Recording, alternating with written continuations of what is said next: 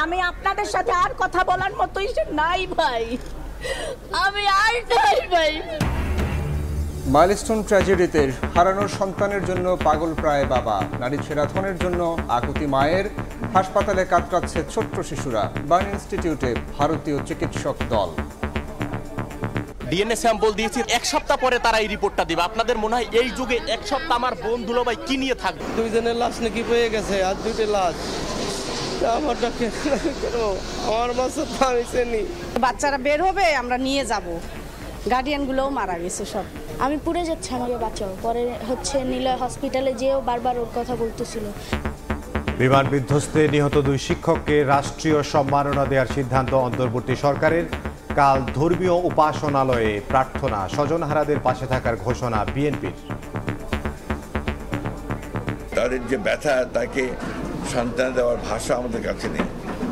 আমরা শুধু তাদেরকে এটুকু জানাতে এসেছি যে আমরা আপনাদের এই কষ্টের সঙ্গে আমরা আছি। সাবেক প্রধান বিচারপতি এবিএম খায়রুল হক গ্রেফতার, আজই তোলা হবে আদালতে। তত্ত্বাবধায়ক ব্যবস্থা বাতিল করে গণতন্ত্র ধ্বংসের অভিযোগ, দৃষ্টান্তমূলক শাস্তি দাবি।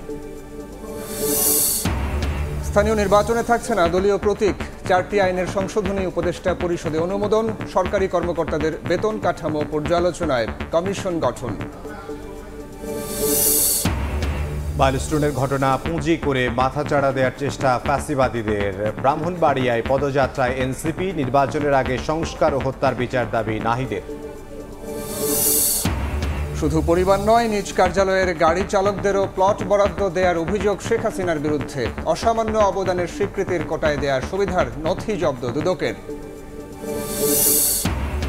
এবং দেশের স্বার্থ ক্ষুণ্ণ করে যুক্তরাষ্ট্রের সঙ্গে কোনো চুক্তি হচ্ছে না, জানালেন বাণিজ্য উপদেষ্টা। বাড়তি শুল্ক কমাতে ফের বৈঠকের অনুরোধ, ইতিবাচক ফল পাওয়ার আশা।